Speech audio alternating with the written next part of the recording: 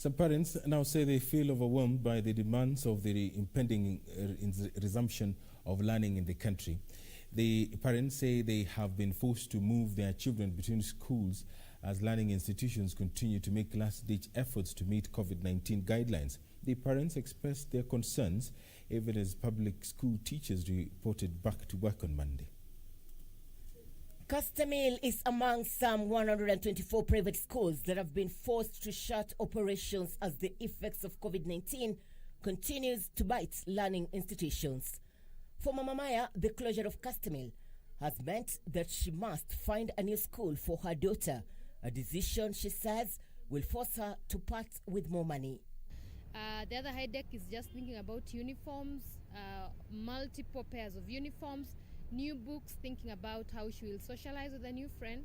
It's just something that we've not been able to put our head around it, but I know change is inevitable. We will just have to go through this. Some private schools like Ruaraka Academy have been fortunate enough to survive the economic downturn by leveraging on technology. So Sean, you are late. So let me repeat again because of Sean. John Kagake says the school is well prepared to meet the COVID-19 guidelines issued by the Ministry of Education. At Uhuru Estate Primary School, the staff is meeting to wrap their heads around the safety guidelines ahead of the reopening of learning institutions. It's better if we have a full reopening, so that we move as one unit come 2021.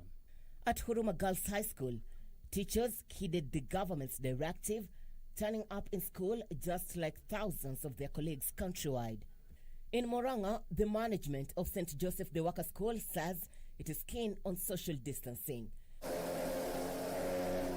In Kiambu, teachers in private schools called on the government to help them meet the stipulated COVID-19 guidelines. Kuna mahara ambapo unachukua sanitizer, unasanitize mikono, na pia ukiingia huko maofisi ndani, kwa kila ofisi kuna sanitizer. The Kenya Union of Post-Primary Education Teachers says many schools will struggle to meet the government guidelines. Kupet says there is need for more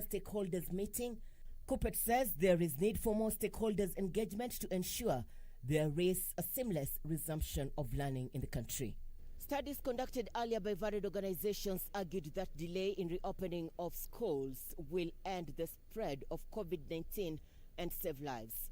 Parents, teachers, and society at large will now have to comply to COVID-19 prevention measures and learn to live with the situation. Irene Mchuma Odim, Channel 1 in the county of Nairobi.